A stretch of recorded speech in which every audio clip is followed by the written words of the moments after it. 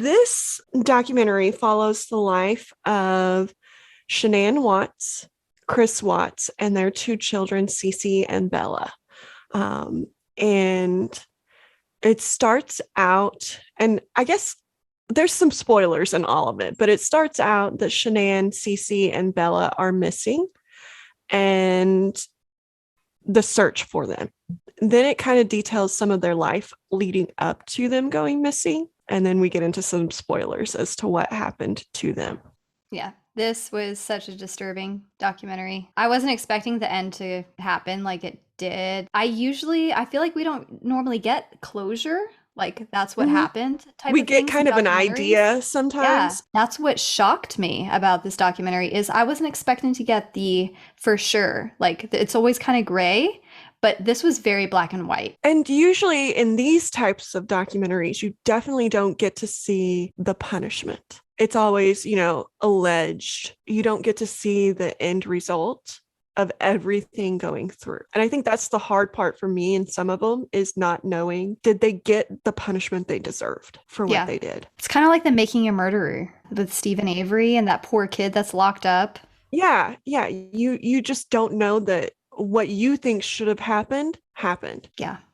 And another thing that, I mean, not to diminish this story, but another thing that I noticed as I was watching this is how many of these types of documentaries have you seen for middle class white people, but not lower class or, minorities in any Yeah. sense?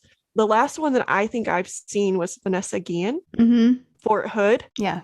Before that, I don't know that I can name any others that were minorities or lower class No. people. And so I think that that's just like our society. Like we care about the middle class white people. It's missing white woman syndrome. Mm-hmm. That's like the term for it. We saw it in the Gabby Petito case when she was Mm-hmm. missing. And it's like how Like you many see girls, everything Native on them. American girls. Yeah. Yeah. How many It's Native sad. Americans, how many like trans. There are a lot of women and men and they go missing and you just don't hear anything about them unless you're a part of that inner circle. You hear a lot about the missing. Yeah. Yeah, it's like even how they what they called Gabby Petito, they kept referring to her as America's daughter. It's like, no, no, no. She is not representative of, every Everybody. daughter in this country. I do think that that helps get crime solved. So I wish we could do that for every single missing person, every single, thing. It'd be much better. But yeah, I found that very, very disheartening that there's that. And not to diminish that there does need to be like, an outcry and that this isn't important. And I think this one was even more so because it involved little kids too. Yes. That hit me hard too. It's disheartening all around that this happened, but then also that we as a society think more highly of the white middle class woman than we do others. I mean, with this case that we're talking about, like you said, it did have the 3 and 4-year-old daughters that were involved. It was just a horrible situation all around. Mm-hmm. And I feel like Netflix has done an increasingly good job of featuring shows and movies and things from other cultures and Mm-hmm. Yeah. ethnic backgrounds and things like that. They've made a big effort to do that in recent years, but yeah, but like this one, I mean, it's called The Family Next Door, and it's because of that type of stereotype and literally the different observations that you can see in watching this documentary with who this family is. I mean, there's like nothing spectacular about any of it. It's just a seemingly regular husband and wife and kids living in suburbia with their usual spats and usual suspicions and that type of thing. So why don't we start by like breaking down, maybe just kind of introing each character and kind of like what their personality is like type of thing. Yeah. The documentary follows, like Sandra mentioned, a family, the wife, Shanann Watts, and her husband, Chris Watts. And I don't I don't really know how to describe either one of those. I think that they were both slightly narcissistic. Yes. And I hate saying something bad about somebody who it's kind of like speaking ill, but I think that they were both slightly narcissistic. And I have something else to say about that later. And then their two children, Bella and Cece, who are just adorable little girls. And Sandra gave away a little bit of a spoiler there, but somebody ends up murdered in this, which hopefully you got out of the title of the documentary. But somebody ends up murdered, and it starts out following Shanann and the two girls who went missing. And then they kind of go into the search for them and start talking to Chris about what their life was like before they went missing, and maybe some reasons into why they went missing. And I don't know. I was thinking the whole time, because there's a difference between a sociopath and a psychopath. A lot of times they get interchanged and things like that, but I couldn't figure out like what I thought, which I'm not a professional of any means on this, but like I was trying to figure out what I thought Chris was, and I couldn't figure it out. He had qualities of both. I think he knew murder was wrong, but he did it anyway. He was charming, and so I think he got away with a lot of stuff probably before this because he was a handsome, charming guy. Yeah, first red flag. I mean, let's look at way in the beginning how he even met Shanann. He was persistent. Yeah. He was stalking. Stalking is such a strong word, but I mean, he was like very persistent, wouldn't take no as an answer, and was just like forcing his way through on social media, contacting her, just getting her to agree to see him. You know what I mean?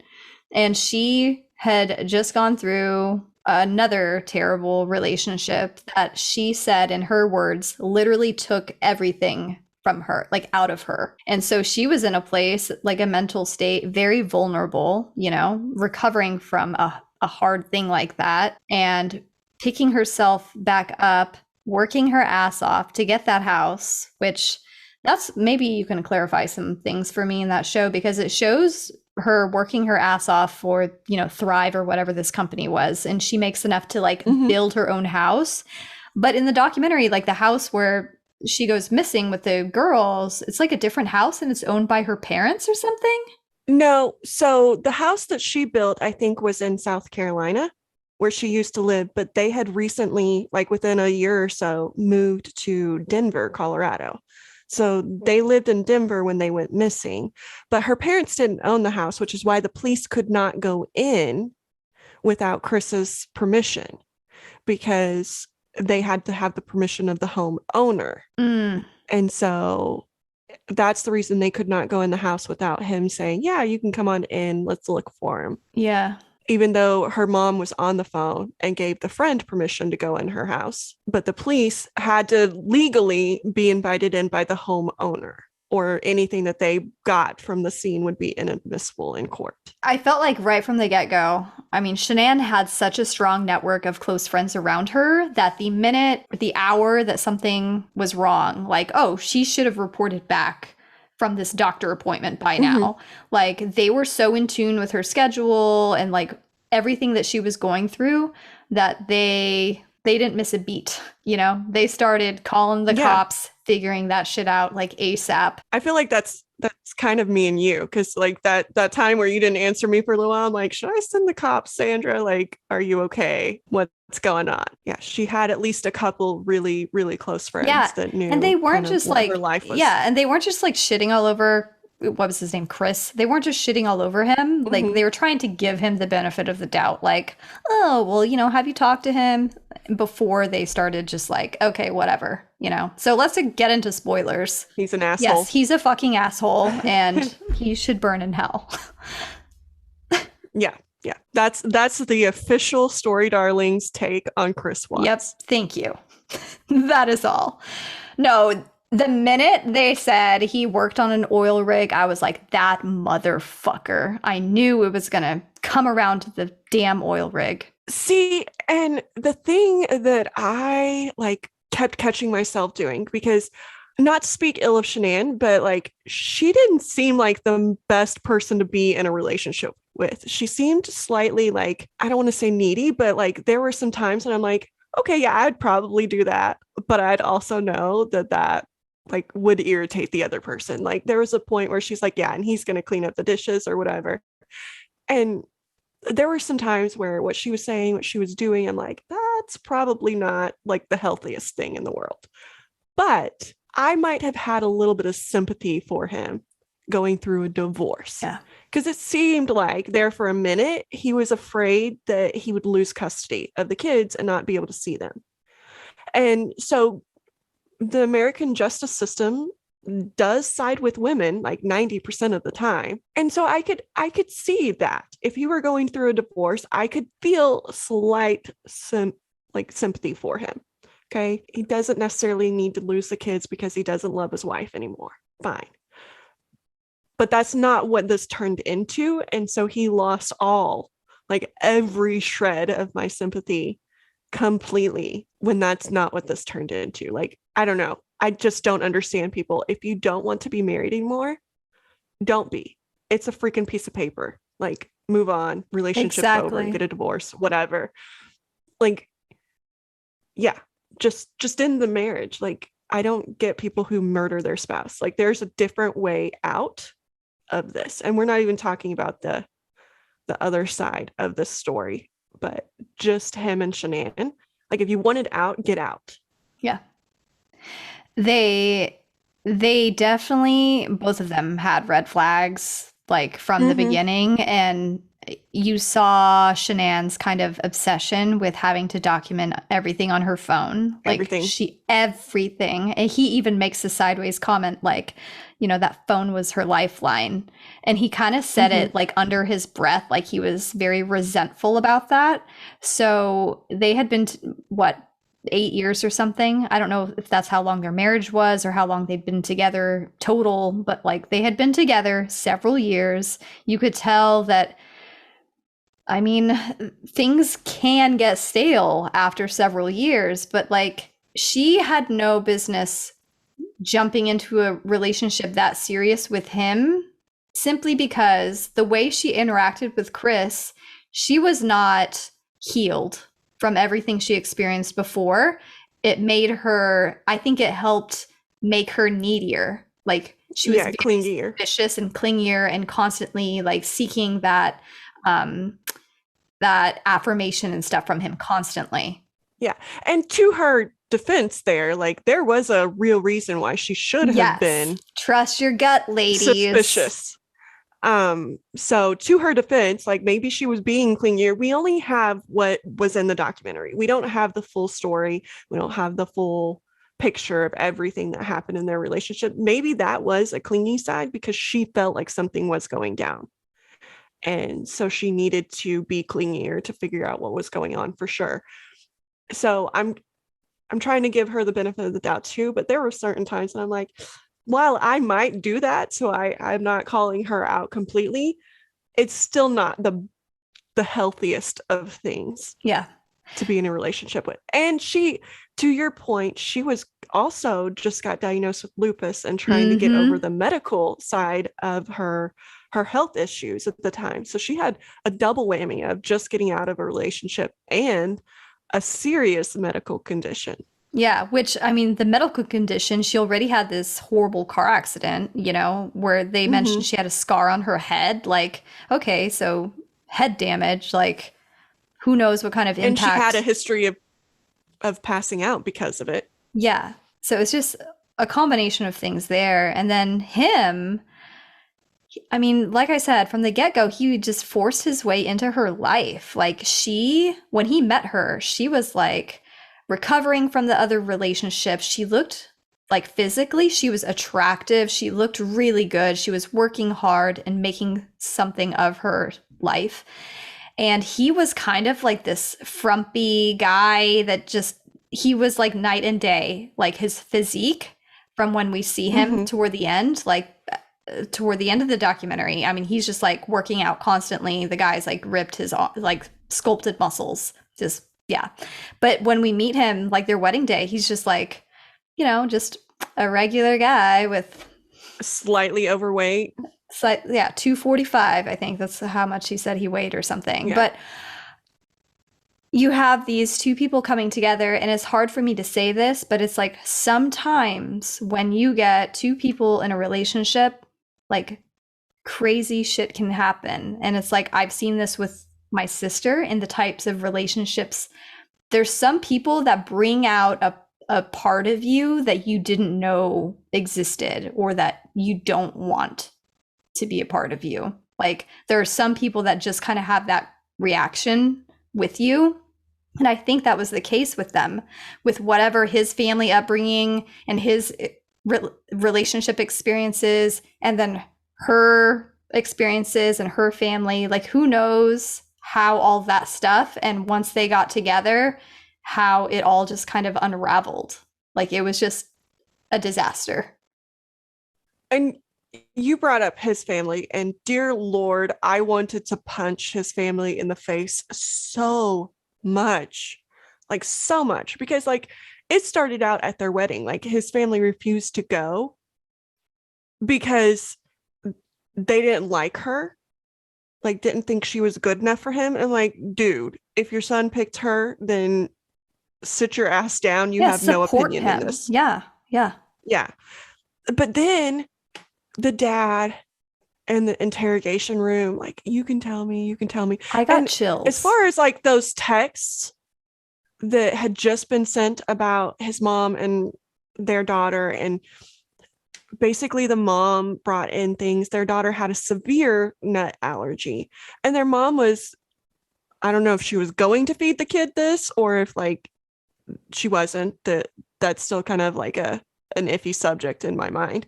But she brought in things with nuts in them around the kids when they were eating. So, like, who does that? That's your grandchild. You know that if she were to, like, she's 2 or 3 at the time, like if she were to not know that that's something she couldn't have and accidentally eat it, it could kill her. Like, why are you doing that?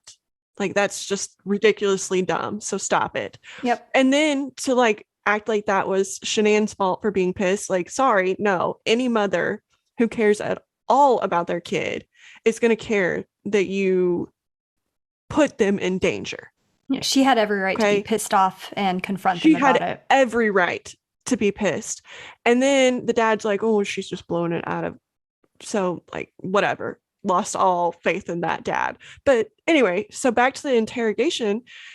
He goes in and he's like patting him on the back. He's like, it's okay. It's okay. And Chris basically confesses to him.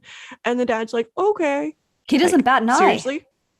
No, he doesn't. Like, there's no reaction.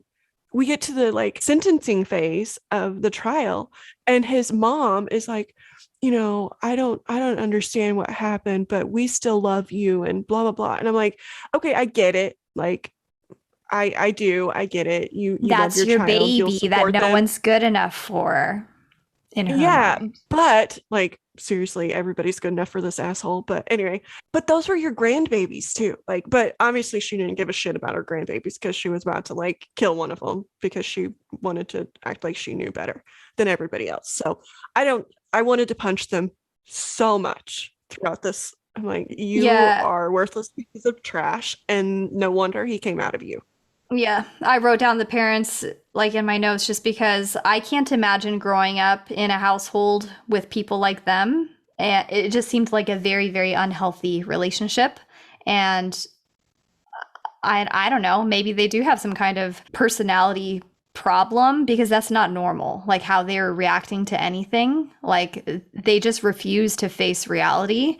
Um, and I mean, I know that kind of thing can be inherited Refused to. too. So it's like there had to have been like some kind of impact from that with Chris's personality too. There was just a refusal of Yeah. accountability. Like, I don't know. I also think sometimes like there's an affluence defense in criminal justice, which is basically the person had never been taught that there was a consequence for their Mm-hmm. actions. And so I wonder if some of that Yes, a is in hundred this. Like, percent. Chris had never been taught, and his parents had never been taught because they were Mm-hmm. wealthier. And so, like, some of that, which, And I mean, it's Shanann's not family was excusing his not. behavior. Yeah. Yeah, but I wonder if they just thought, well, we're richer, so like we don't have to face Yeah. these consequences. Like we can kind of get our way out of it. Yeah. Which Y'all fucked up I your completely son. hate. No, it's It's just, it's one of those things that just irks me yeah. so bad that people think that, you know, if I have money, I can do what I want and it doesn't matter how I affect other Yeah. people. Like my biggest thing is treat people like they're Yeah. people, like they're human Yeah. beings and they matter. I mean, so there were those flags with Chris's, family and how he started dating Shanann in the first place. Just that was just very abnormal. But then there was like Shanann, who, like we talked about, she was just like glued to her phone, had to document everything. It's like she was super insecure and wanted to like present this part of her that was like successful and perfect, great mom, amazing wife. And but then you have this side of her where she is very toxic. Some of the messages that she is sending Chris, it's just like, you know, grow some balls, like be a man, just like making these very emasculating kind of comments toward him constantly, just like nagging them into him, like years and years of this. I can't imagine what kind of psychological effect that had on him either. Again, not excusing, she did not get Especially asked to get murdered. Yeah. especially if he'd never like had Yes. that before. Like everybody had bent over backwards for him and then now she's like Yep. calling him out and that had to have been a shock to Yeah. him. Yeah. And then as this documentary unfolds, we quickly learned that she was fucking pregnant with a baby boy, Mm-hmm. Nico. Like they already picked out a name. And what did you think of that scene where she's recording breaking the news to Chris? Okay, that had to have been staged. Like his reaction was just like, oh, okay, like I knew this already. Like he wasn't a great actor. You know what I'm saying? Like I think it was very staged. Again, like you said, she liked to film and put on this perfect, like, so I think that that was a staged thing. But yeah, there's a scene later where like he tells her that he doesn't love her after they slept together. And I'm like, dude, why are you sleeping with her if you don't love her? Allegedly Like, slept with her. come on. Well, he says that they did, but like if you say that you did, then like in your head you think that this is okay, Or helps him which is just somehow. very like twisted to me that like you think it's normal to sleep with somebody right before you tell them that like you don't love them Yeah. and you want to That's why split I up. doubt that I don't know. I doubt that he slept with her simply because he had completely blocked her out sexually after he started dating this Nicole. Like he wanted nothing to do with her sexually at all. She couldn't like grovel at his feet enough to get him to sleep with her. And I think in his mind that telling the police in his story of, yes, I slept with her, he was hoping Meant we that were I okay. cared about her and had like this emotional connection with her, and that's why I slept with her to make himself look better. So that's like that very scheming personality coming out, because I really don't think he slept with Mm-hmm. her. I think he just said that to make himself look better. In my eyes it did not, but I get where you're coming from, like, but I don't get how you can be intimate with somebody and then be like, but by the way, I don't love you and I want to split up. Like, Yeah. This is what that's angered ridiculous. me. Like so many things angered me, but this was like Yeah. another thing that just like fucking hit so hard and pissed me off like so much, was the fact that he met her, he pursued her, wouldn't accept no as an answer in, getting her to date him. And she was like the prime of her life. Like she was looking good, Mm-hmm. she was working hard, she had no children. And she finally opened up to him after her other shitty relationship. And so he pursued her with his frumpy ass. And then the moment she's like pregnant with their third kid and she's like heavier set now, like she's carrying more weight and he just doesn't find her attractive anymore. He's not having sex with her. Now he has like this woman on the side that he works with at the oil rig, Nicole, who they show footage of him like taking pictures of her, and she's like standing there posed with like her bra on and her flat stomach, and she doesn't have any kids. Like he just like pieced out, jumped ship, and like went to some hot piece of ass on the side and just like took the best parts of her that were just her, you know, when it was before her being a mom, and then just threw her away. Like that pissed me off. There's no words for like him. I'm sorry. But he didn't bother to make himself better for her. Like, no, you see him, like he started working out when he like wanted to get a new when girl. this girl started. Yeah. And so then he started looking better and whatever. And so he didn't even want to give her like his best at any point in their relationship, even when he was pursuing her, which is annoying to me. Like, if you're pursuing somebody or you're trying to get them, like, do your best. Yeah. Put your best foot forward. Yeah. There may have been other things going on too in this whole decision making. So again, we only have the documentary to go on, but it's just he irritated me. And I so wanted it to be something else, because you see all of those little videos of him and his kids, and he seemed, being the operative word there, like such a good dad. Yes. You know? Like, oh my God, you get to feeling for him, like, okay, maybe this is something other than what I went into this thinking was going to happen. Maybe he did love his family. Maybe, you know, the way he's interacting with these kids, and the like. What got me is that little song that his daughter sang about daddy song. being her hero because he protects her and like helps her grow up.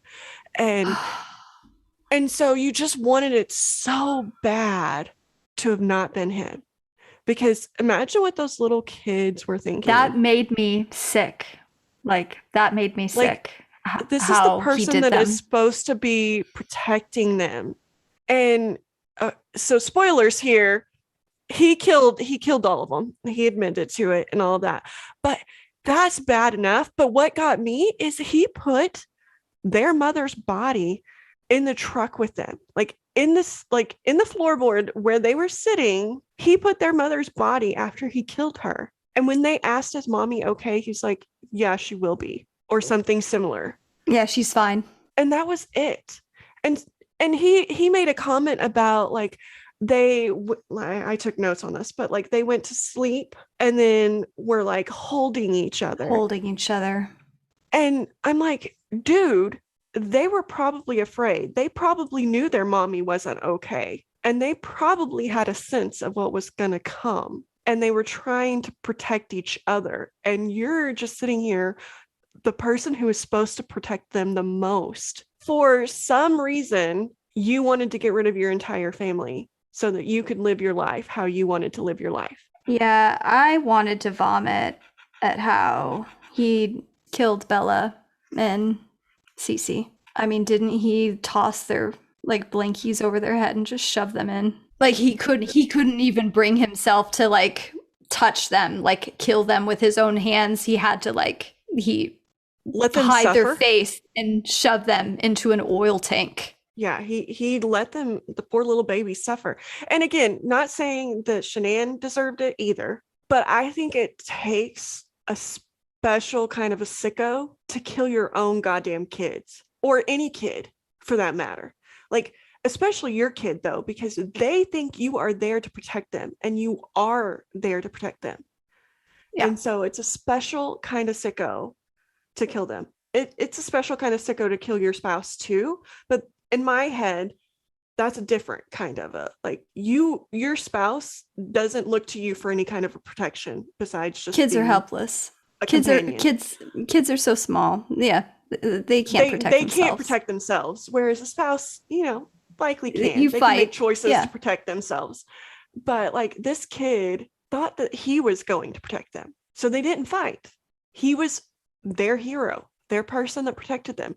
And so that got me. Like, again, he's a fucking asshole who deserves to rot in hell, and that's official take on this. I can't imagine ever being okay with killing your own kid, I mean, or he any had so kid much for time that to think matter. about it. Yeah.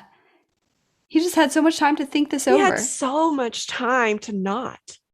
Like, again, like I said, he seemed like he was concerned that he was going to lose custody of the kids. If you cared so much about custody and being able to see your kids, why the hell are you killing them? He didn't care. So that's where I'm getting with the, like, I think he knew what he was doing was wrong. So there wasn't some psychological reason.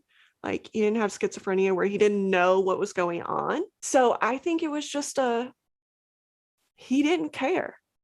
Yeah. He wanted what he wanted, and these things were in his way. Yep. And he was using every avenue to get sympathy, and that, like mentioning, well, I was afraid I would lose custody and I really cared, and all of these things, so that people felt for him and not her. Another thing, when he first went in, he's like, oh, I killed her after she killed the kids. So like he couldn't even like give her that dignity to not throw her under for killing her kids, which, I mean, as a mother, like that would be the worst thing you could say I did, is kill my Yes. kids. Yep. Because there's no way on this earth that you would, like, that I would ever do that. And so for him to say that about her was just like, you kicked her, and then you kicked her while she was down, and she had no way of fighting back on that. And then I can't remember if it was in this documentary or something that I read, but then like there was a comment that he made that like he was so pissed off at her that he buried her and put the kids in a different place so that she couldn't be near them even in death. And so that makes me think that there was maybe something that he was pissed off about, like more than just her being a little controlling or a little clingy. Because why do you got to do that? What made you so pissed off that you resorted to separating them? I don't have enough bad things to say about this guy. Yeah. He still got it too good, being able to live out his life in prison. And I kind of understand that. I think it's too good, but I understand her parents' point on that, is that he chose to take a life and they didn't want to be a part of a choice to take a life. I get that. I don't know. I wish sometimes we could have a justice system that lets you like torture people a little bit. He deserved it. Because there are people like that, and like Ted Bundy and those ones that just deserve a little more than just sitting in a cell for the rest of their lives. I mean, God, it's like another interesting thing about this is like she had so much footage of the kids and stuff, and them being 3 and 4. My son's 4 years old, so I'm like sitting there thinking, I'm just like, oh my God, like imagining Vincent sitting in the backseat of a car with like a sibling 1 year younger than him, and they're just holding each other, and he would definitely know something was up, but he would be like fucking scared and not know what to do. And I was just, I could not handle the end of the document. I was just bawling my eyes out. Like, this was just so disturbing. And when the judge said, out of all of the like over 1,000 cases that he had seen, that this was the most like just evil, like disgusting thing that he had ever seen. Like, it was awful. It just made me sick. Another part that made me like just take a step back was how the police were acting with him. Like, it seemed like they were very compassionate to him and like rubbing his shoulder and like patting his back. And I'm like, dude, like this fucker just admitted to killing his kids. Like, no, like I would like, this is probably why I'm never going to be a cop, because I'd probably just like slap the back of his head like, you fucker. I cannot like compartmentalize that way. Like, I'm a really great compartmentalizer, but like I would not be able to hold it and not just like be sneering at this guy who just confessed to murdering his wife and kids. I know the part you're talking about. I interpreted it kind of a different way. I thought they were just being very patronizing and like trying to be buddy buddy to make him open up more, like it was all an act. No, I knew why, but like I personally could not do that. Like I know that they were trying to get him to let his guard down so that they could get the answers they needed. The But like polygraph lady. I could not do that. I could not be like, oh yeah, like it's so great that you're telling us the truth now. Like, no, I'd be like, fucker, spill it or I'm punching you in I the want to face. shoot you right now. Yeah. like Oh my like God. there would be no like patronizing for me. I'd be like, I am going to murder you. How about that? Does that sound like a good plan? This guy. What I liked about this documentary was they had so much just irrefutable evidence everywhere. Everything from the neighbors to like everyone was just like, that neighbor was like, dude, something is off with him. Like he does not act this way. Like he did something. And that's the very, very beginning of the documentary. And I see that all the time in the shows that I watch. And as you guys know, I love watching my crime, murder, whatevers. But in a lot of them, that's their first inclination that something's wrong is they're not acting right. And it like I roll my eyes every single time because I know if I were ever in that situation, I would be the person that's not acting right and probably murdered somebody, which I would never murder somebody. So I would like in my case, it would be wrong. But I can compartmentalize. And I would probably be in the back of my mind thinking, okay, what do we need to do instead of acting sad or like depressed or like crying or whatever? I'd be like timeline, like when did this person go missing? Let's try and find them, like whatever, to try and like fix the situation. And so I would be that person that's not acting right and trying to do it. So like I kind of eye rolled a little bit on that. Like, oh great, they're gonna take that as he definitely did it, not search for anything else, and boom, done. Yeah. But they didn't. They gave him the benefit of the doubt until he just like drove his bus off the cliff. So I kind of hardcore eye rolled there because that's the first thing everybody says is, oh, they didn't cry or they seemed like they didn't care or whatever. And it's Yeah, because always people go through. acting. Yeah. Because Everybody people goes just. through it different. Yes. But the thing with him was he was so different eager. than his normal.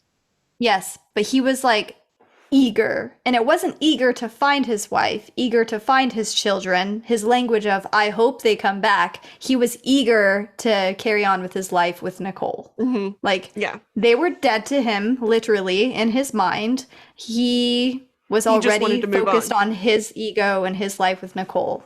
And that's like him being antsy and like offering up all this information and like, oh, should I go down this way that she normally drives? Like, should I check out these two routes that I know, Shanann would take? And like, it was all just so, it was not authentic at all. It was purely Mm-mm. this eagerness to move on with his life. There wasn't a whole lot in any of the footage that you saw him being like authentic, like ever. No, Like no. even in his confessions, I don't think he was authentic in that. He He was didn't saying even cry. like Did he?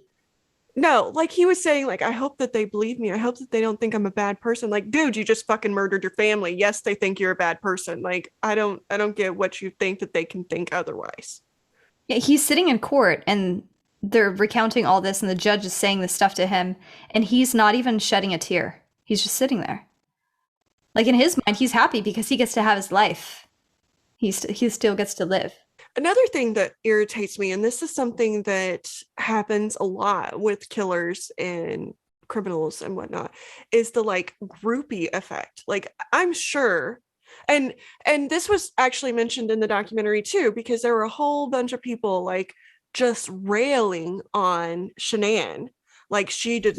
deserved to be murdered, and like social like attacking her family because somehow they believe Chris was in the right to kill his wife and kids.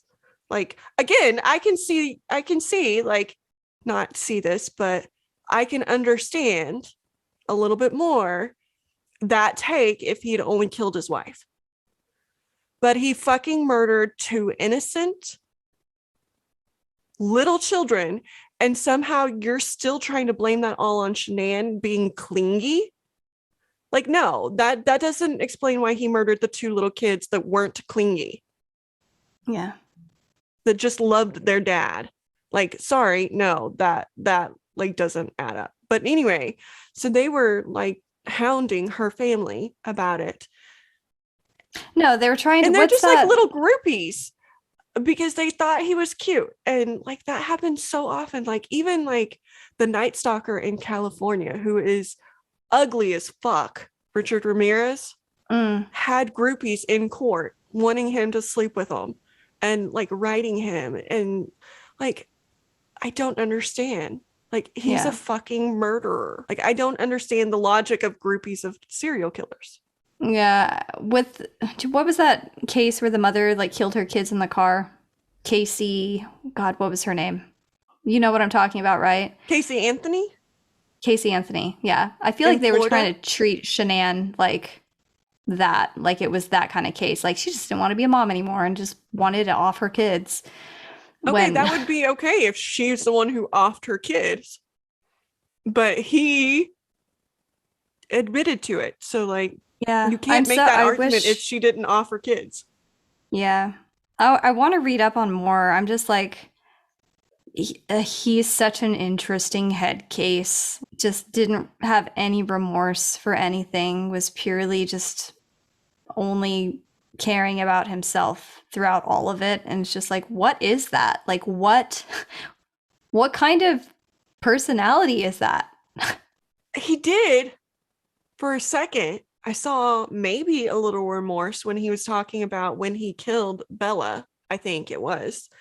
And he heard her saying, Daddy, no. And he said that that's Yeah. going to haunt him for the rest of his life. I'm like, dude, it should. Which is one of the reasons, like, if it does actually haunt him, that I think I hope he lives a very long life with that haunting the crap out of him. I hope that does. Was it Bella who walked in on him after he had strangled I don't know. Shanann? Because remember, one of them woke up from all the noise and like that's just And such a again, horrible. he thought that they didn't know what was going on or that mommy wasn't okay. Sorry, But children 4-year-olds know. are small, yes, but they are capable of putting two They and two know. together, especially something big like that. Yeah. This whole thing just made my skin crawl, did not make me feel good. I was just like, why does Tara want to do this episode? It is so fucked up, and I need a hug or something. I'm gonna go hug Vincent. I like these because he got caught. Yeah. He is facing punishment. Whether we agree with the punishment, at least he's facing a punishment. But I just like to like, I don't know, get into the minds of somebody who is capable of doing that. Like, why? How do you justify this? Yeah. He didn't care. That's the thing. Like, he the $1,800 bill at the restaurant or whatever, like, he just didn't care. He wasn't even Was like it trying to 1800? hide it. It was, Or was it yeah. like 100 and something? No. I thought it was 18. Because she was like saying, his would have been like 30 to 40. Yeah. But it seemed like he had been doing this for a while, just charging whatever, and getting cash and all this stuff. And that's what makes me think that maybe she was a little clingier because she saw things like that are like very red flaggy. Like, Yeah. if your husband all of a sudden starts working out with no like preamble to like, there's a reason in your life that he should And she was be. like, he hasn't slept with me in 5 weeks. He hasn't touched me, like won't sleep with me. Yeah. Those There's are a reason. huge red flags. That something else is going on. It's just like, like he could have just asked for a fucking divorce. So what if she keeps the house and gets alimony and child support? If you love your children, like, fine. Make it work. But Yeah. that goes the other way too. Like I've seen so many stories of women using the children as weapons. And so, I mean, again, in a divorce situation, I could feel sympathy for him, afraid that he's going to lose his kid or his kids. Like I can feel that because there are so many cases where women do use children against the dads that care. Like they can't use them against the dads who don't care because they don't care. Yeah. Like him, he didn't It's give a shit, actually. So she wasn't yeah. going to be able to use them against him. But like the ones who do care, like women use them sometimes. And it's just an unfortunate situation all around. But he just didn't give a shit. I wonder if she threatened to like tell his family and her family and everyone, what she had Or found his out about boss, him. like Because maybe. yeah, Because I bet something that there like was that, like, it's the public shame with the narcissist. It's like the public shame. That's what hits them the most. Like that's what they absolutely cannot handle, and what enrages them is when they lose that kind of public image, that perception of themselves that they put out in front of everybody.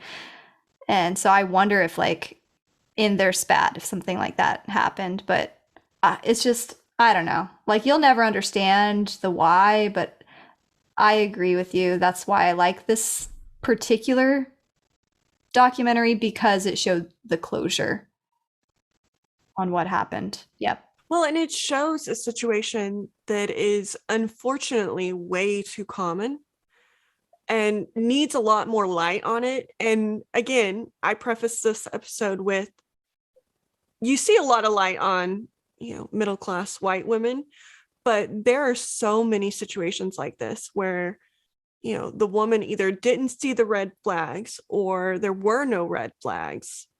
And then all of a sudden she's dead. Or there were lots of them and she tried to get help. And for whatever reason, the help wasn't available or nobody believed her, which is probably more likely. Um, and it's just so unfortunate. And a lot of times they can't get out because there's something keeping them there, like the kids. If they run away with the kids, like, whatever, or money or support or any number of things. And it's too common and so unfortunate Yeah. for It's everybody. just yeah, their dynamic between Shanann and Chris, like this is so many relationships out there, and it's like Mm-hmm. Shanann wasn't happy. Like what wife and mom wants to be at home, like knowing that her husband is not answering her messages because he's out fucking someone or just being an asshole or Or whatever. You spending know what I their mean? hard-earned Yeah, money on some other yeah, woman. yeah, yeah. And it's just like she could have just as easily asked for a divorce because she obviously wasn't happy, but like she was not ready to let that relationship go. She was like so focused. It seems like she was so focused on the good times when things were really, really good, how he was so into her in the beginning. She kept bringing that up over and over when she was talking to her friends. Like he used to do this and that. And she just wasn't ready to let it go. And he obviously had let it go some time ago. And it's Yeah. just but this is so many relationships. But one where just the dynamic and the particular chemistry between two people is just very explosive. Yeah. I am going to leave my comments off on something that played at the very end of the episode or the documentary, which is in America, 3 women are killed by current or ex partners every day. Like I said, it's I believe it. way, way too common. And it's way more common in the way of the women are being killed. But it does happen where women kill men, obviously. But it's just way too common. And as I mentioned, October was domestic violence month, and so we are recording this just right outside of October. But it's just one of those things that should be on everybody's minds.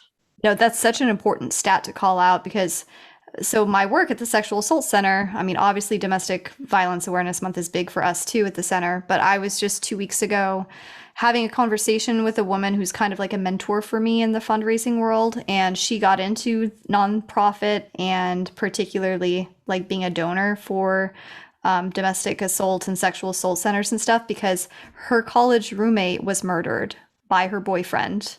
And then she has 3 friends who were murdered by men who were supposedly like in love with, these people. Hmm. So she lost 3 friends to murder. And I just like I can't imagine, but that's yeah, it just puts it into perspective about how common it is. But the stat that was like it's typically the male that murders the Hmm. wife and children, that's like Yeah. Family ugh. annihilators are almost always men. It's just crazy. Yeah, it just I don't even know how to lift this up. Yeah. I'm I like, I think the only way we can lift this up is there are people out there. If you are in a relationship where it's going south or whatever, get help. There are organizations. I know like True North here in Columbia does that. Like you said, your work deals with that too. So there are ways, and I just hope that everybody takes advantage of those who are in a situation like that. yeah, get help, get support, just walk out, like leave, just like don't let it be a ticking time bomb, because you never know what'll happen. And you don't, if you have kids, you don't know what kind of damage they're going to do to those kids. And that was a really big thing for me in my first marriage, where like that was my line. That was my line in the sand. Like if I thought that there was going to be harm to any child, like I'm done. Sorry, bye. Yeah. So but yeah, that's still a downer, but we will put some links to some of these organizations that we know of. So if you are out there listening to this at any point in time and need some of those, I'm sure that they can direct you to an office where you live. So there's our little bit of an upbeat, but not much. Um, Mm. Oh, yeah, humans. Oh, it just takes all of the faith you have in humanity that something like this happened yeah. and happens very commonly. Yeah. I don't know. I recommend people to just go watch it. I was very hesitant to watch it, but Tara kept talking about it and I'm glad I watched it because it always serves to put things into perspective, like the bigger picture. So, highly recommend people go watch it. And like we said, or well, what I said in our like kind of intros to our podcast, I always want to learn. I always want to grow. And sometimes it's hard, but getting those big pictures, getting knowledge of what people are like sometimes, even the bad, living in a world that's not perfect, but you can make it just a little bit better somehow. Just a little bit. Yeah. It matters. All right. Well, thank you for joining us tonight. Hopefully, you have a really good night after this downer of an episode. Um, and hopefully, you watch it and learn something. Yeah. Bye. Bye.